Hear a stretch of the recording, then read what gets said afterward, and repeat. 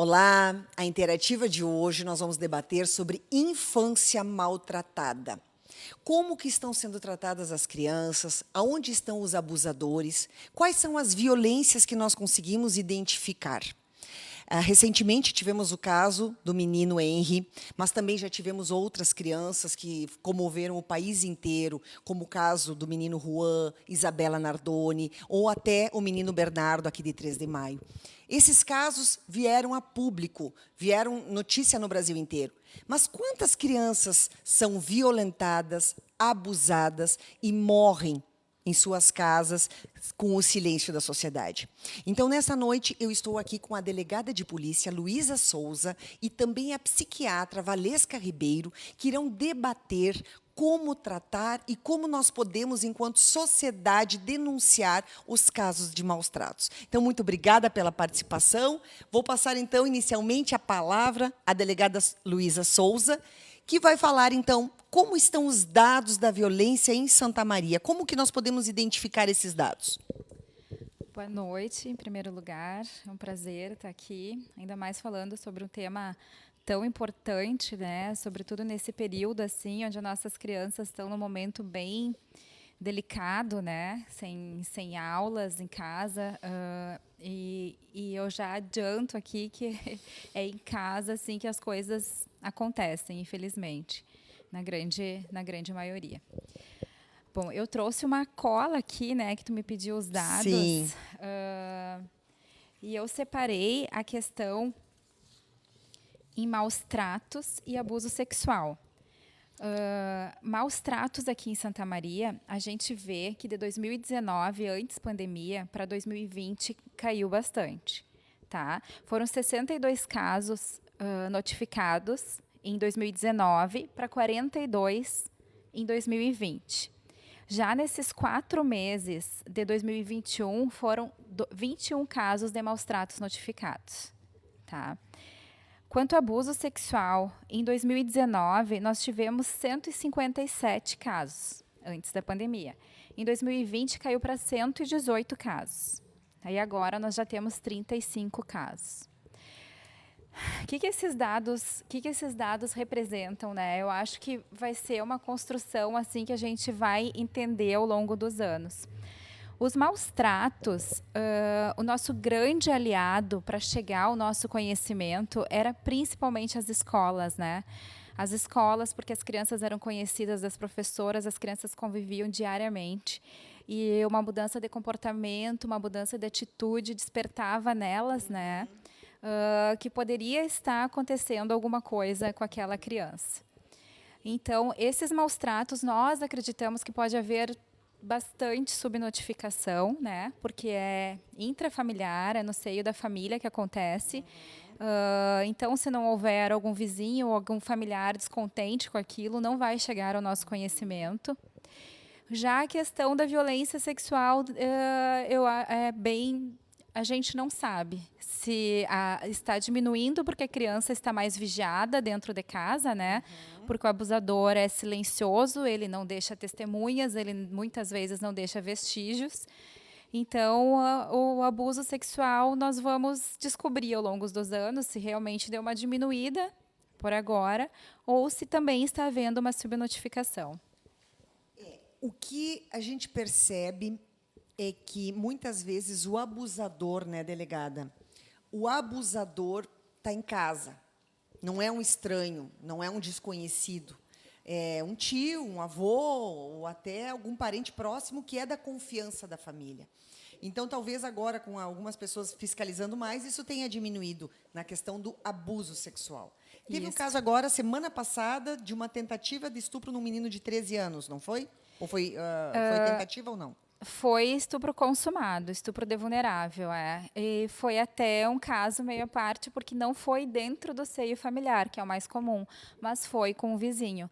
Na realidade, o fato tinha ocorrido em fevereiro. O menino tinha recém feito 13 anos, assim, ele é uma criança, um adolescente, na realidade, bem inocente, assim.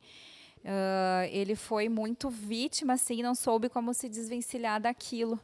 E aconteceu em fevereiro, só que a gente representou pela prisão e ele estava foragido desde então. E nós encontramos ele agora essa última semana que passou.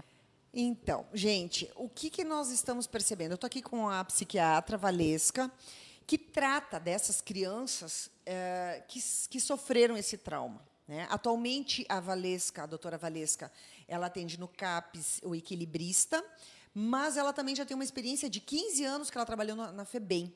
Então, ela tem bastante experiência nessa questão de violência doméstica. Eu gostaria que tu nos falasse um pouco como tratar um trauma desses, doutora Valesca. Muito obrigada. Boa noite, Silvana, Luísa. Agradeço o convite. Agradeço por estar aqui.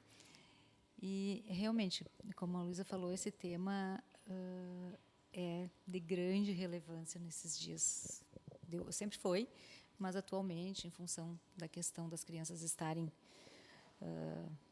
fechadas em casa, em isolamento, o que dificulta bastante que elas possam pedir socorro. Os adolescentes que eu atendia no CASE, na antiga FEBEM, eram uma outra situação, mas muito provavelmente aquelas crianças e adolescentes foram vítimas de violência e, por isso, né, acabaram cumprindo medida socioeducativa. O que as pessoas precisam, a sociedade se precisa entender é que a violência é uma doença. A violência é uma doença que se perpetua dentro da família. O pai, que é violento agora, provavelmente foi um filho que sofreu violência. É uma doença crônica que, se não for tratada, ela vai se perpetuar. Então, as crianças acabam chegando para a gente, às vezes, nem com a queixa específica da violência no CAPS, mas por outras queixas, de depressão, ansiedade. Quando estavam na escola, como a Luísa falou, os professores percebiam uma mudança na escola, uma queda do rendimento escolar. As atividades que antes eram prazerosas, as crianças acabam não querendo mais fazer, isolamento, irritabilidade, choro. E é preciso bastante sensibilidade mesmo para se dar conta que isso pode ser a resposta da criança à violência. Distúrbios metabólicos, a criança come muito ou come pouco, né, para tentar suportar aquela ansiedade que gerou. E o tratamento geralmente é multiprofissional, né? Precisa do psiquiatra, a gente vai ou não medicar, dependendo do quanto os sintomas estão interferindo na rotina dessas crianças. Psicólogo é importantíssimo, pediatra, assistente social. E isso eu particularmente acho que é um trauma para o resto da vida. Como eu tinha dito antes, né? A criança que foi violentada, não importa se sexualmente, fisicamente, emocionalmente, vai ser um adulto violento, porque isso vai se perpetuar. Então, mesmo com o tratamento, né? E claro, o tratamento a gente visa que a criança possa melhorar, possa não repetir, mas isso vai ser uma marca para o resto da vida. Doutora Valesca, uma das coisas que a gente tem escutado e lido é que a criança que é abusada desde pequenininha, que a gente sabe de casos que começam a molestar a criança com 2 anos de idade, 3 anos de idade. Ou menos até. Menos Bebês. Até. Como que essa criança vai denunciar? Porque daqui a pouco ela está acostumada a ter aquela violência. Como que ela vai dar esses sinais? Como que ela vai manifestar isso se ela cresceu sendo violentada? A gente sabe que praticamente 90% dos casos são dentro da família. São em casa, tanto do abuso sexual quanto da violência física. E dificilmente a pessoa que abusa ou que agride, o agressor, vai levar esta criança para um hospital, para um local de atendimento de saúde, a menos que seja muito grave a consequência da agressão. Né? Então, os bebês eles ficam ali à mercê de sofrerem muito, de terem uma situação em que a agressão é tão grande que o pai ou a mãe ou quem agrediu precise levá-los ao hospital. Então, isso se mantém, às vezes, muitos e muitos anos, até que chega um momento em que alguém perceba na escola, ou um vizinho, porque vai chegar um momento que alguém vai perceber. Porque dificilmente esta criança vai conseguir dizer exatamente como tu falou, ela já está ali, ela já vivencia isso. E a menos que seja uma agressão tão grande que gere marcas físicas que alguém possa ver e denunciar, isso se perpetua muito tempo, vai muito tempo.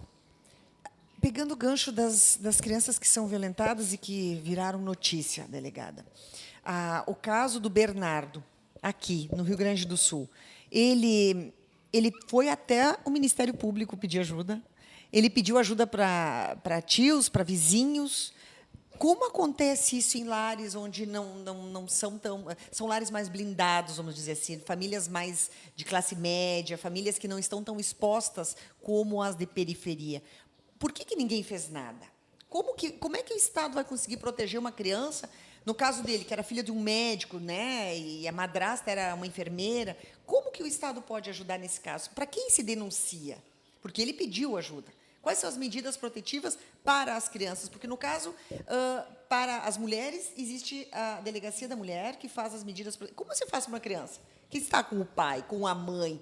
No caso, esse menino agora, o Henry, ele pediu ajuda para o pai biológico. Ele pediu ajuda, inclusive, para a avó, não foi? Como que o Estado pode intervir nesses casos? Bom, eu acho que, em primeiro lugar, acreditando, né, na criança, no que ela está pedindo, no socorro que ela está pedindo. A criança não só fala, mas ela demonstra, né, através de atos, de comportamento. Temos crianças, uma coisa que está sendo bem comum, não sei se a doutora percebeu, a automutilação, né? Então, elas, de alguma forma, elas demonstram, elas pedem socorro. Eu acho que pecaram, né, esses familiares de não ter percebido e de não terem ido mais a fundo para tentar dar auxílios para essas crianças, porque chegando ao conhecimento do Estado, como tu falaste, nós temos meios, sim, de tirar essa criança dessa situação de abuso. Existe também medidas protetivas, assim como existe para a mulher, né? Existe para a criança também. A gente consegue tirar a criança do lar que ela está sendo vítima de alguma situação, onde ela esteja vulnerável, seja colocando numa família ampliada, procurando outros parentes, seja colocando até num lar. Acontece bastante. Nós temos lares aqui em Santa Maria, onde acolhem, lares institucionais, onde acolhem essas vítimas de violência. Para isso, as autoridades têm que tomar conhecimento, né? Através das delegacias, através dos conselhos tutelares. Os conselhos tutelares aqui em Santa Maria, eles agem bastante, sabe? Eles tentam verificar essa situação, mas nós trabalhamos também com provas, né? A gente tem que ter um mínimo probatório, assim, que se verifique que aquela criança está efetivamente, né, sofrendo alguma violência para tomar uma medida mais drástica. Fica mais fácil da gente perceber isso quando os pais são separados, que daí um acaba, né, falando o que está acontecendo na residência do outro. Mas quando quando os pais são coniventes, os dois praticam os maus tratos, por exemplo, fica mais complicado. Fica mais complicado de se ter a prova que aquela criança está sendo vítima, assim. E muitas vezes, até se conseguir esta prova, já foi um longo processo de violência, né? Porque precisa se fazer uma denúncia na delegacia. Tem um número para se fazer a denúncia, delegada? Tem. Nós temos o Disque 100, que é o Disque ele é nacional, ele pode ser anônimo, é a maior porta de entrada de denúncias anônimas atualmente, ali na Delegacia de Proteção à Criança. Tem o 180, que é o Disque da Polícia Civil, 190, que é a Brigada Militar. Então, qualquer forma que chegar ao conhecimento das autoridades será levado adiante. O que a gente busca trabalhar, assim, na dúvida, havendo o mínimo indício, na dúvida, vamos tirar aquela criança daquela situação que pode ser vulnerável para depois averiguar se realmente está acontecendo de fato.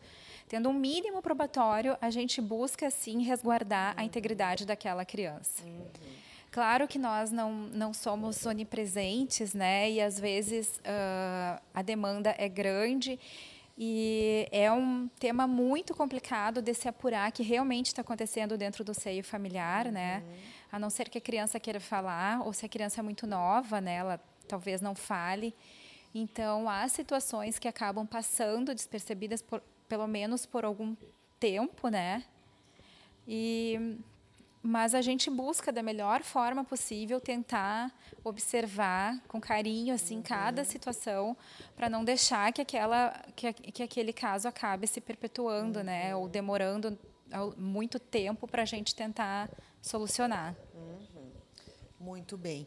Eu conversando aqui com a doutora Valesca, ela apontou alguns números assustadores da violência e das mortes das crianças e os indicativos do Brasil em relação ao mundo. Então, passa um pouquinho para a gente esses dados, porque muitas vezes as pessoas nem se dão conta do quanto a violência está enraizada nos lares brasileiros.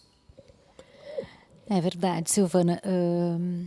E essa questão que tu falou antes ali com a Luísa sobre as crianças pedirem ajuda e não serem ouvidas, eu acho que, assim, falo por experiência, que quanto maior o nível socioeconômico, mais difícil elas serem ouvidas. Eu imagino tu chegar na casa do doutor Jairinho, por exemplo, e dizer, olha, nós vamos retirar essa criança da sua casa. É mais difícil da avó acreditar, um do vereador, professor, um médico. né? Então, porque parece que é uma coisa muito fora da realidade, dentro daquela casa do vereador, do médico, do advogado, existir isso.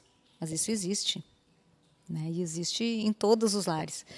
Tem dados de um estudo feito pela Sociedade Internacional de Prevenção ao Abuso e Negligência de 2016, onde o Brasil, com 30 países, onde o Brasil foi apontado como o país de maior índice de violência contra a criança.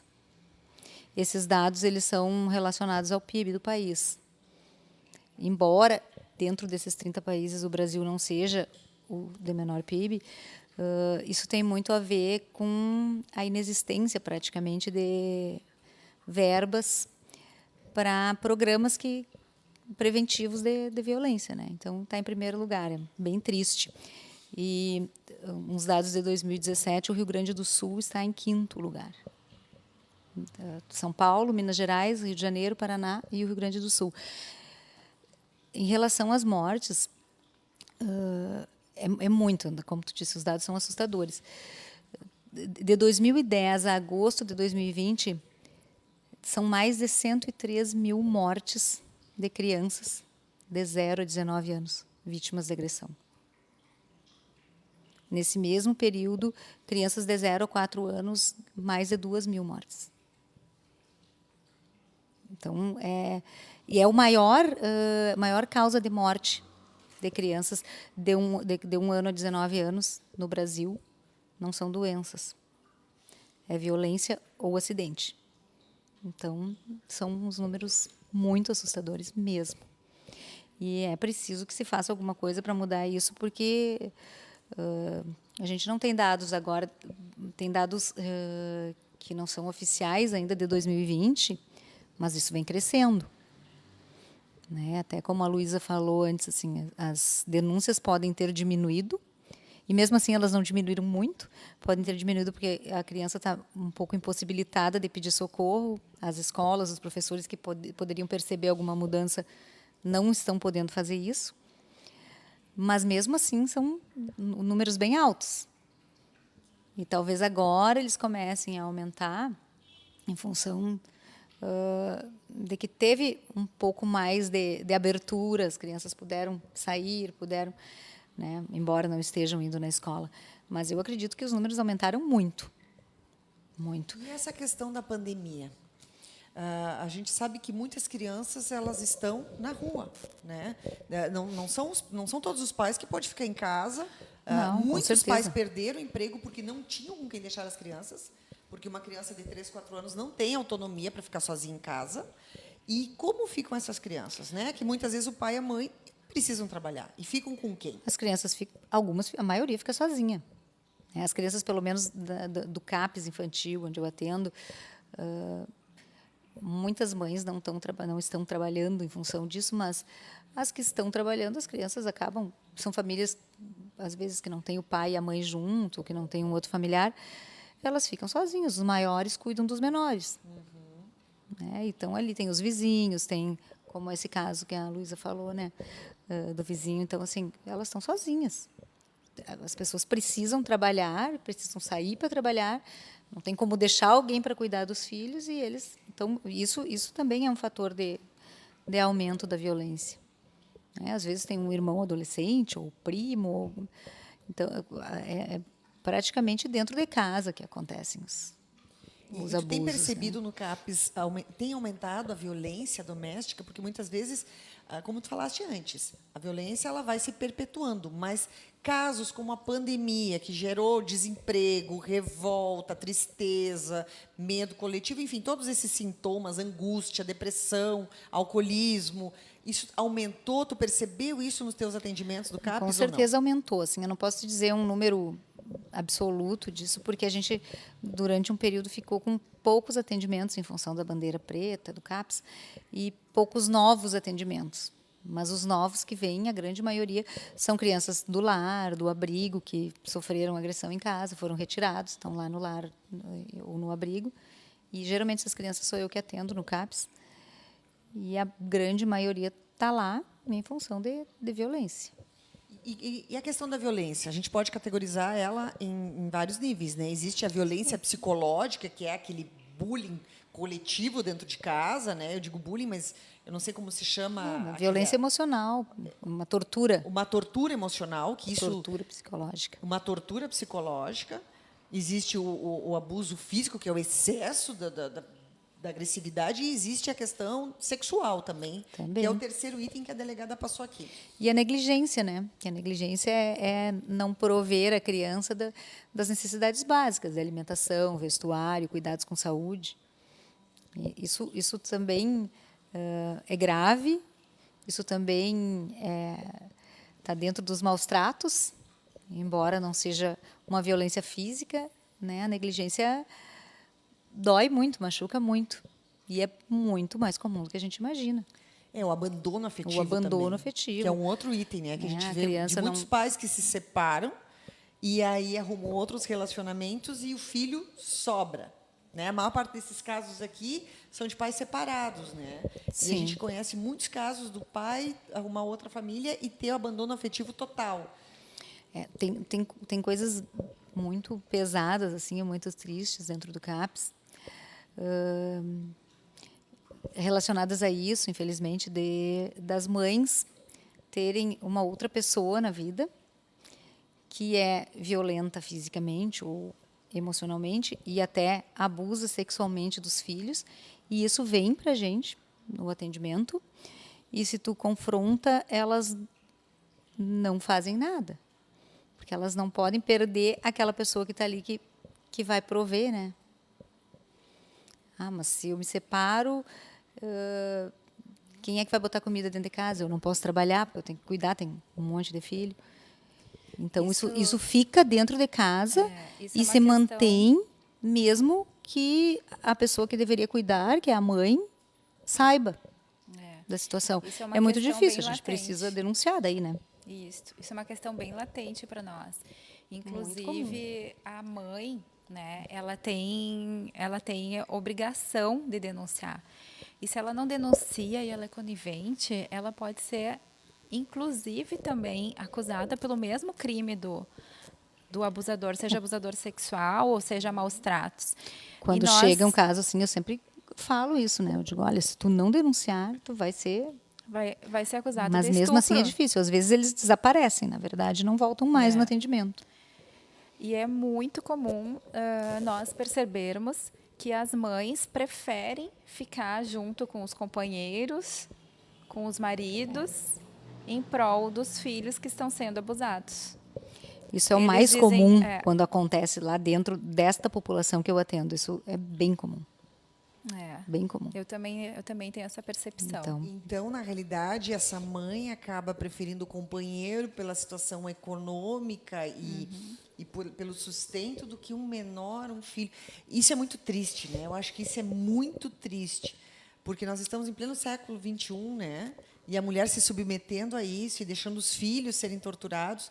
Esse caso agora, que está sendo julgado, do Henry, a mãe, aparentemente, desconfiava, colocou elementos de pesquisa, investigava se a secretária cuidava de algum elemento. Mas ela, de fato, não fez nada, ela deixava ele sozinho. Exatamente. E no dia seguinte, ela foi para um cabeleireiro. No dia seguinte, a morte do filho foi num cabeleireiro.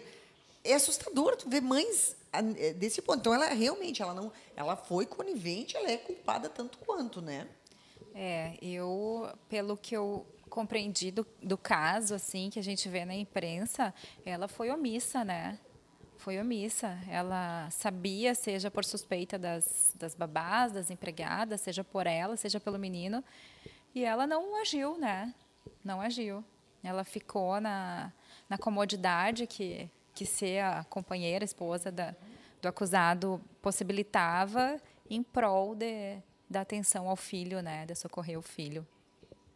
Isso é bem comum mesmo, e aí se tu vai, essas mães desta população que eu atendo no CAPS, que preferem ficar com o companheiro e fazer vistas grossas, e às vezes a gente desconfia de que exista o abuso, mas elas negam, e a criança nega, mas tem todos os elementos, então a gente mantém a criança ali às vezes para tentar.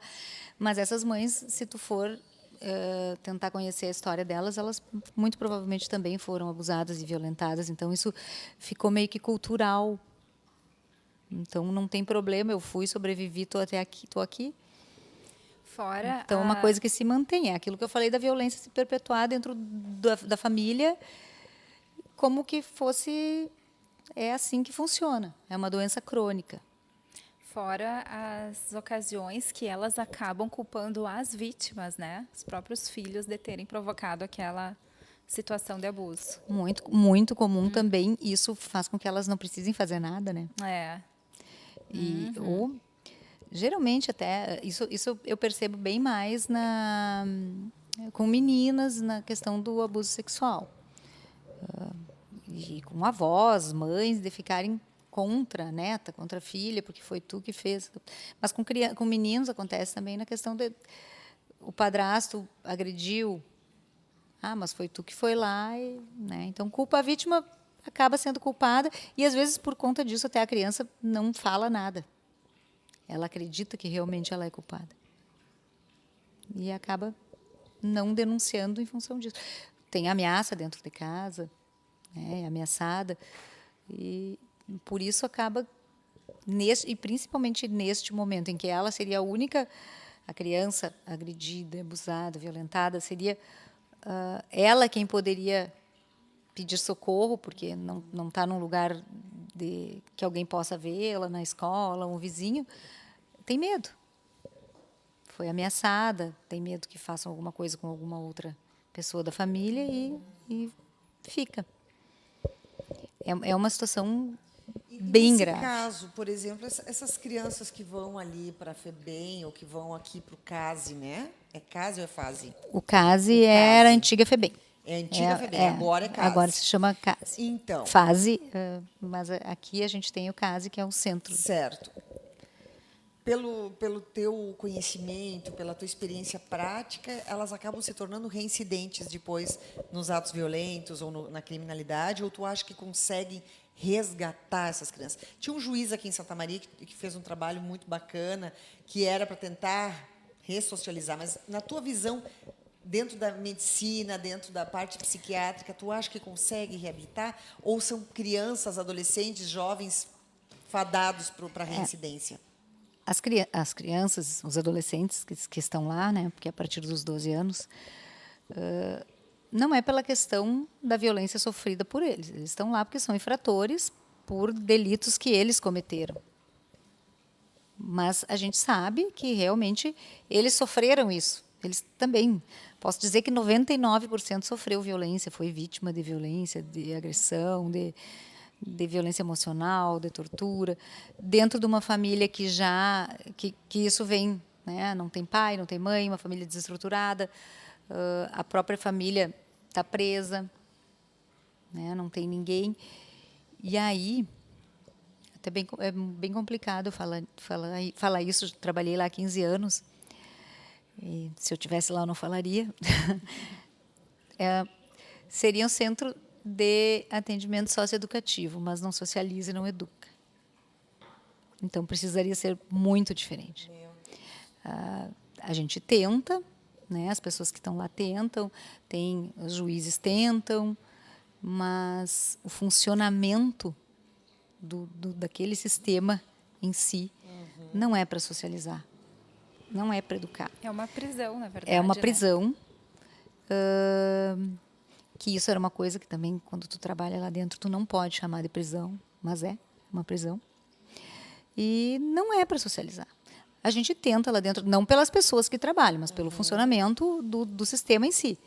Porque tem cursos, agora, nessa situação da pandemia, nem sei como é que está funcionando. Mas os monitores,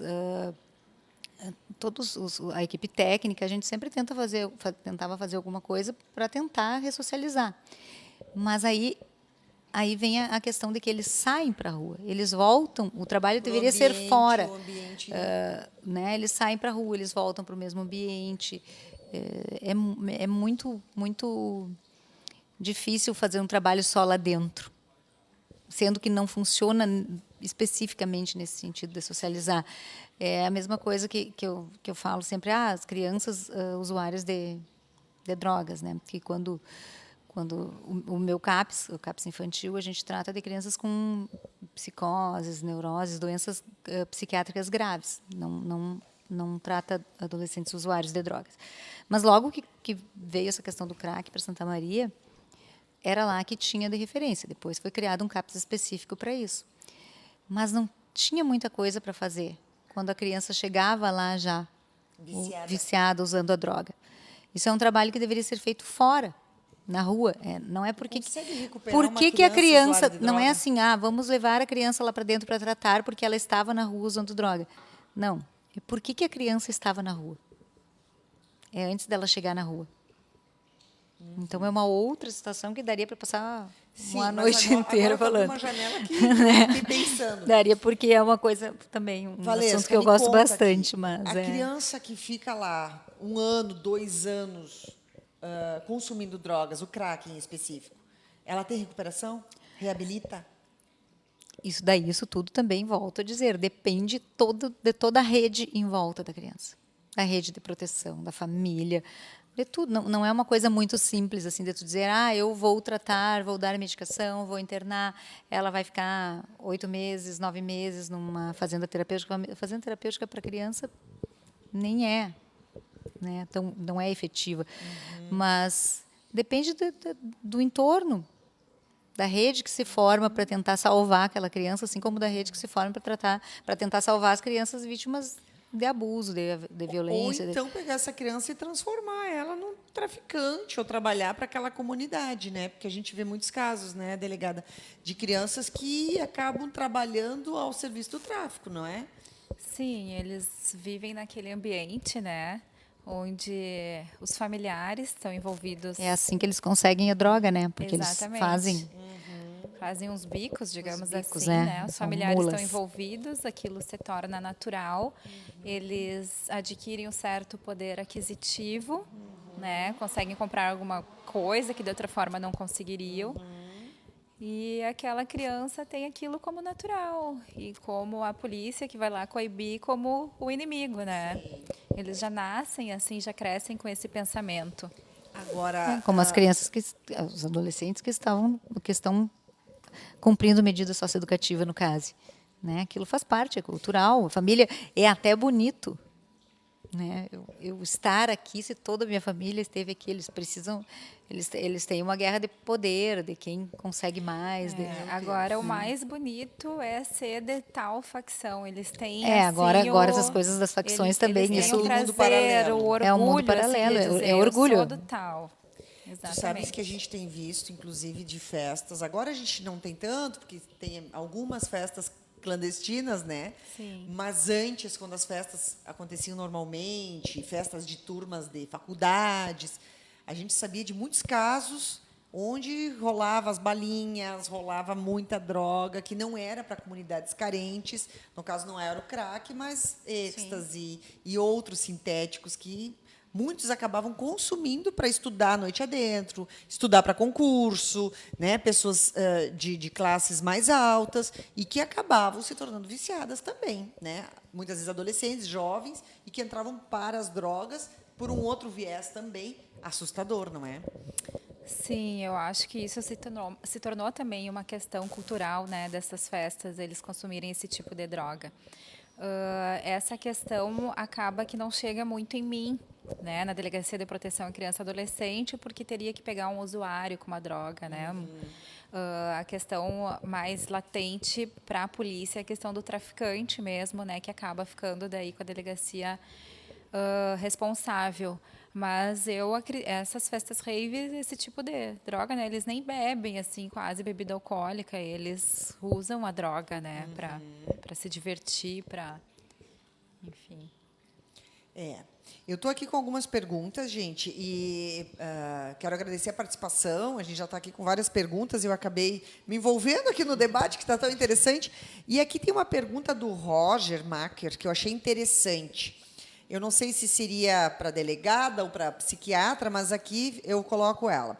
E aqueles casos que as mães fazem de tudo para impedir a convivência com o pai, sem nenhum motivo de violência nem nada. Ou seja, às vezes, pela briga do casal, é uma forma de vingança, aquela criança se torna um produto, né, de vingança ou de troca e acaba não permitindo a convivência, que é uma coisa bem comum também. Os casos de alienação parental, Ai, nossa, né? alienação parental.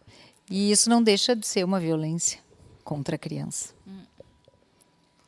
Isso é uma violência psíquica. Para nós isso gera assim acaba assim registro de ocorrência direto dessas questões da alienação parental. Muitas vezes assim algum dos pais acabam mentindo, né, para atingir o outro.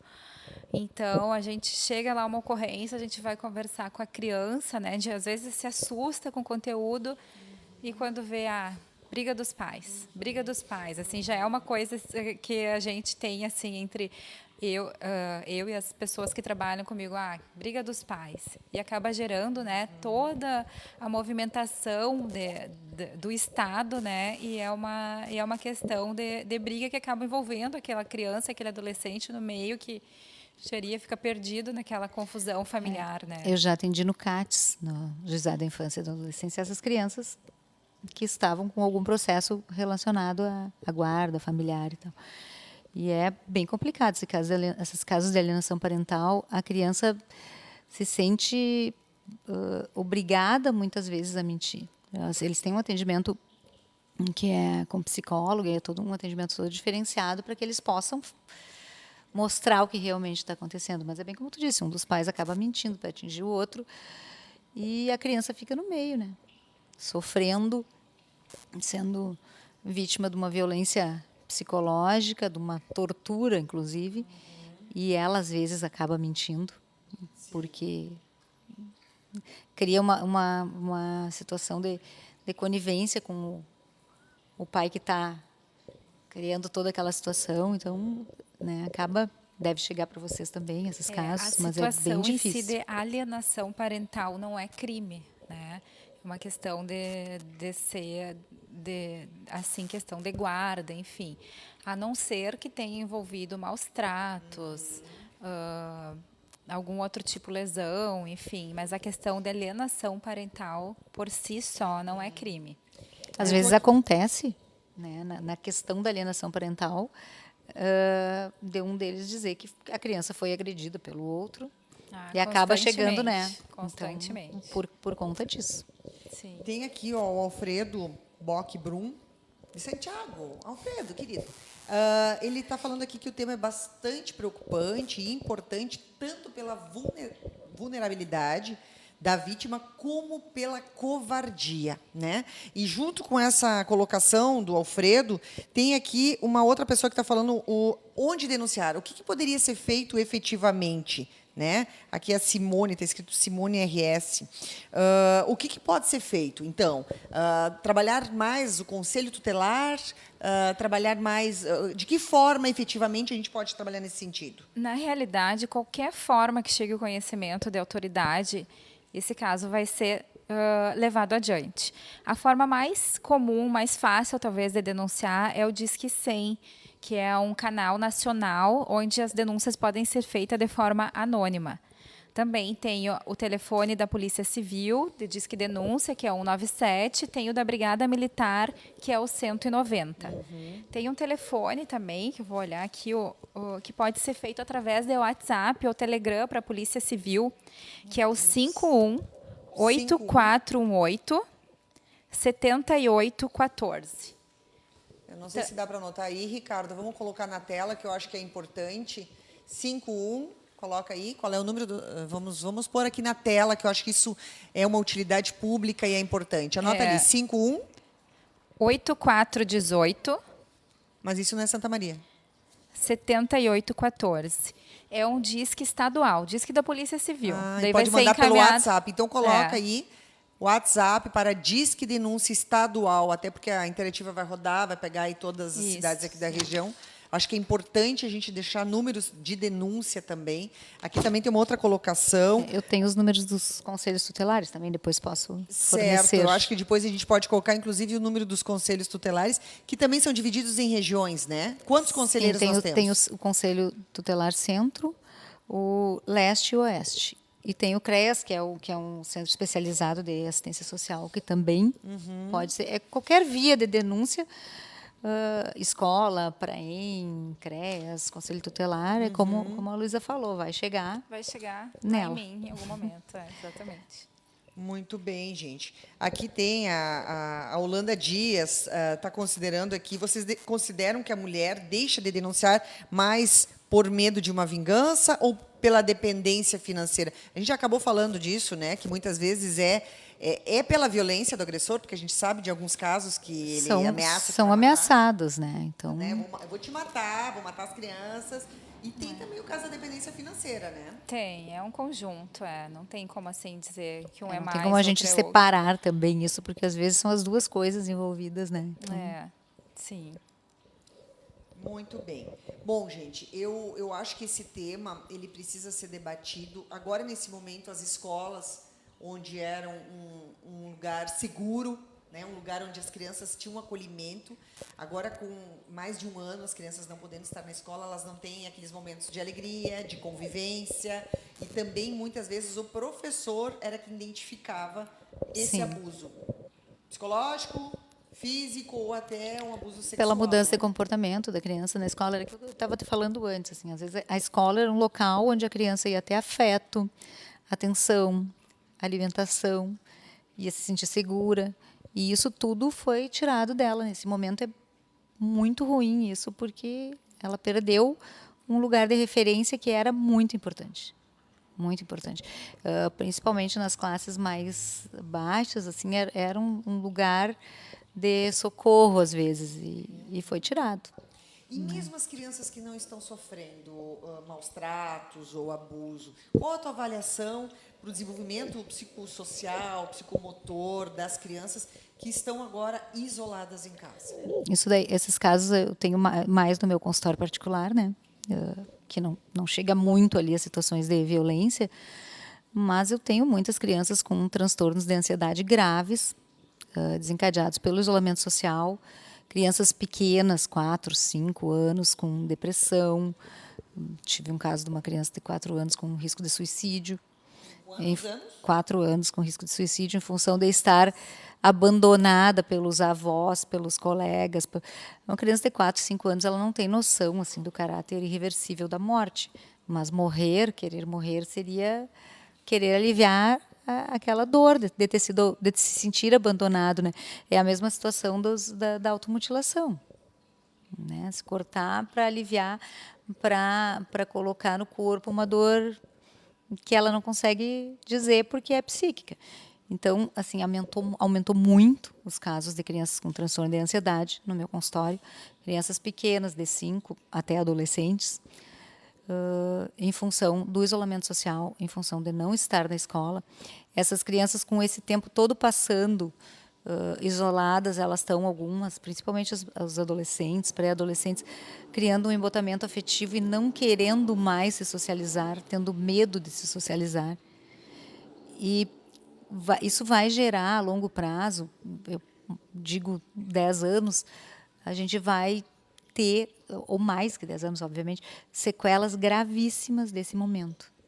Muito graves. Crianças pequenas, que estão se alfabetizando, que elas precisam da mão do professor segurando a mão delas, né? Elas precisam da presença de alguém ali para ensinar a escrever a letrinha cursiva ou o que quer que seja. Isso é uma perda no aprendizado que cada ano equivale a 3, 4 anos de perda. Isso não tem volta. Não se recupera isso. Não vai se recuperar. Tu não vai conseguir. Daqui 2 anos, quando as escolas puderem receber os alunos, a gente recupera. Não, não vai recuperar. Não, infelizmente, não tem como recuperar. Aqui tem uma pergunta da Simone, RS Simone. Existe na Delegacia de Proteção à Criança e Adolescente um profissional, algum psicólogo que trabalhe com essas crianças violentadas, abusadas, enfim? Nós temos convênio com a universidade, que temos estagiárias da psicologia lá. Agora está meio prejudicado em razão da pandemia, como tudo, né? Mas quem não tem condições, enfim, de buscar um auxílio nesse sentido, elas atendem, elas escutam, elas dão encaminhamento, conseguem fazer assim um trabalho bom para aquela criança, o tanto que elas são muito solicitadas. E a gente nota que eles não querem deixar de ser acompanhados por ela, sabe? Eles criam um vínculo, né? Criam um vínculo. Porque é alguém que está escutando no momento pior da vida deles. Então, sim, sim. Assim, estão vindo algumas perguntas soltas, mas para concluir esse teu conteúdo, até porque a gente já está quase chegando no final da nossa live, da nossa interativa, essa questão emocional, porque a gente tem percebido assim já em crianças maiores, justamente por essa questão da socialização, muitas crianças que estão adolescentes e jovens que estão criando fobias, né? Estão ficando extremamente reclusos, não querem mais contato. Tem muitos adolescentes que não querem retorno presencial às aulas, justamente porque não querem ser vistos, não querem mais conversar, não querem que vejam eles. E isso é uma coisa bem preocupante também, sim, não é? Sim, com certeza. Isso é o que eu falei, assim, eles estão criando um embotamento afetivo. Eles ficam dentro de casa, eu tenho paciência, eles ficam dentro de casa, dentro do quarto. Nem com a família, mas eles conseguem. Não convive mais nem com a família. E eles falam, quarto. eles se comunicam com os colegas via WhatsApp, redes sociais, mas é o máximo que eles conseguem. Então tem, sim, e não são poucas crianças e principalmente pré-adolescentes e adolescentes que não querem mais voltar. Que tá bom ficar ali dentro do quarto sem precisar fazer nenhum grande esforço para socializar, no momento que a socialização é importantíssima. Então, tá surgindo uma geração de crianças e adolescentes embotados que vão ter muita dificuldade de se socializar se isso continuar mais tempo.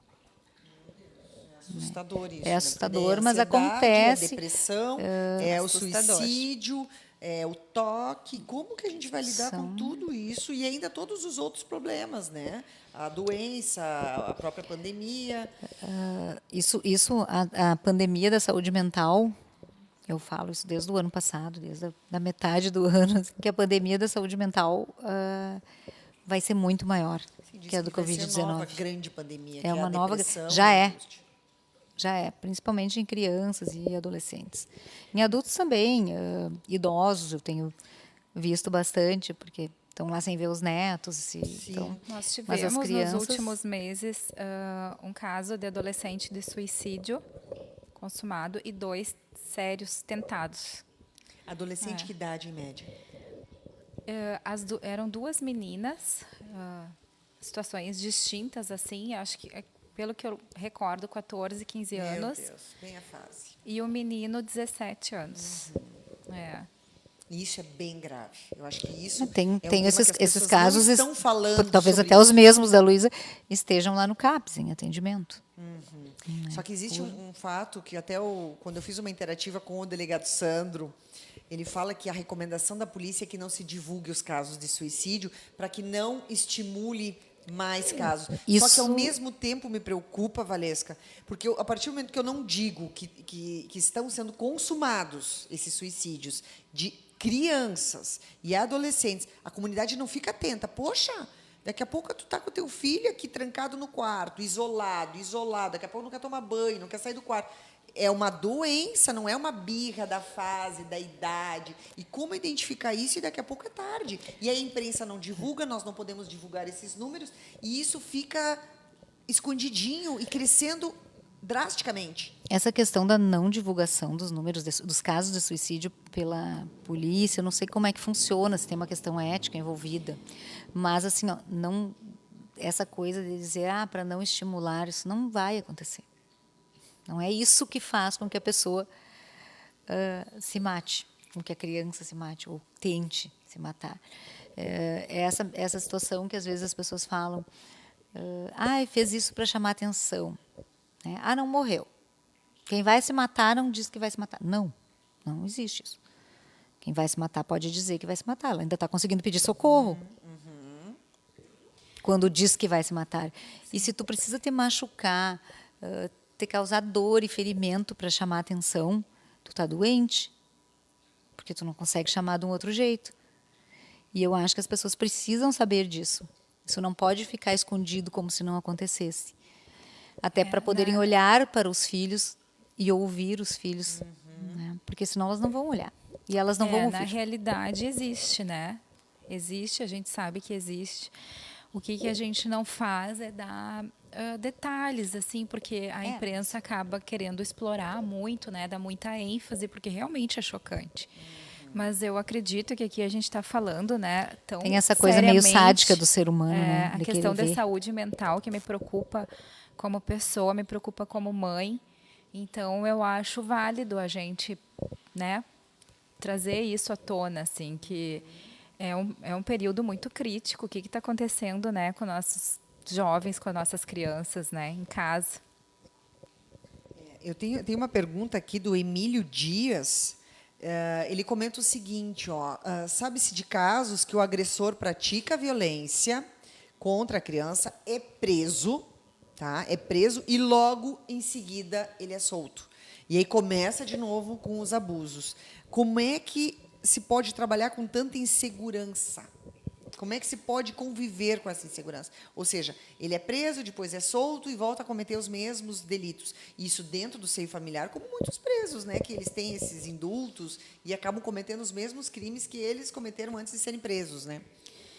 Na realidade, quando uma criança é vítima, o que a gente costuma é pedir medidas de proteção, né? Para aquele agressor nunca mais chegar próximo a ela. Então, se ele é preso e depois volta a conviver com a criança vítima, tem que chegar ao conhecimento de alguém para a gente poder tomar alguma atitude, né? Porque não é o correto.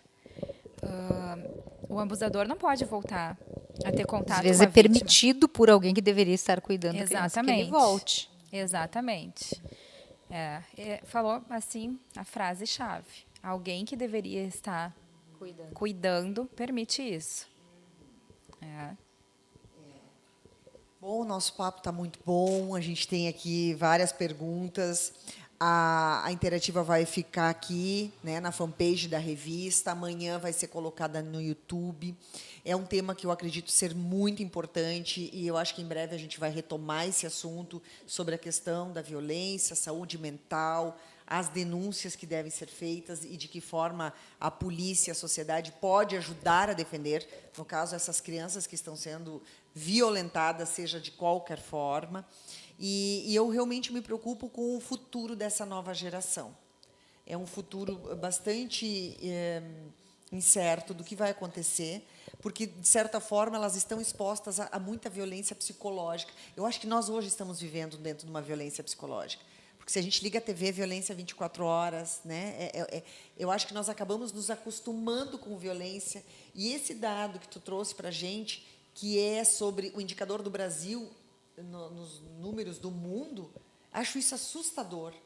E eu me coloco na posição de imprensa, de mídia, o quanto a imprensa e a mídia favorece para aumentar essa violência.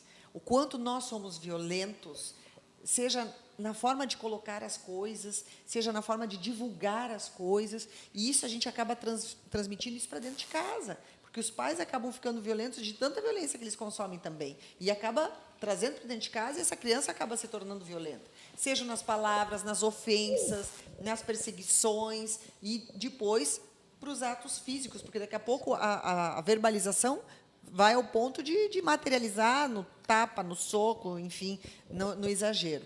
E a violência está em não falar, em não denunciar também, né? A sociedade inteira é responsável por fazer as denúncias. As crianças e os adolescentes são prioridade no atendimento e na proteção. E a gente tem que fazer valer isso. Constitucional.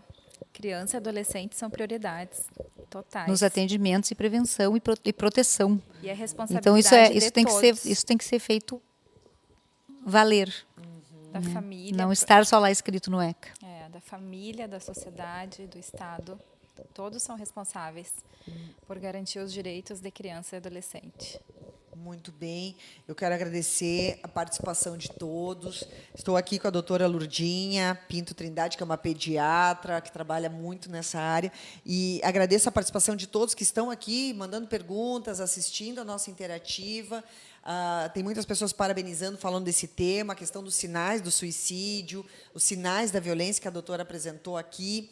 E agradeço, então, muito a participação da doutora Valesca. Muito obrigada por estar aqui conosco. Me senti lisonjeada pelo convite.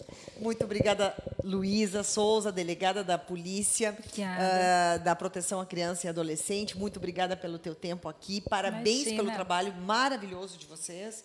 Que vocês sigam, né, fazendo esse papel brilhante na atuação da sociedade em defesa das crianças. Obrigada, nós que agradecemos. Agradecemos e também te parabenizamos por poder trazer isso para todo mundo e colocar um assunto tão importante desses na mídia, na sociedade. Né? As pessoas precisam saber, elas precisam ouvir, elas precisam poder conhecer um pouco mais até para poder fazer alguma coisa, né, como sociedade, para denunciar, para saber o que fazer. Às vezes as pessoas ficam meio, o que eu faço? Onde é que eu denuncio? Esta semana, absurdo desses doentes. Essa semana passada eu recebi 2 WhatsApps de pessoas conhecidas me perguntando como faziam para denunciar crianças em situação de vulnerabilidade que tinham por perto e que não sabia o que fazer. Aí eu orientei. Então, isso é importante que todos possam saber, né? Isso aí. Muito obrigada, então. Encerramos mais uma interativa. Muito obrigada.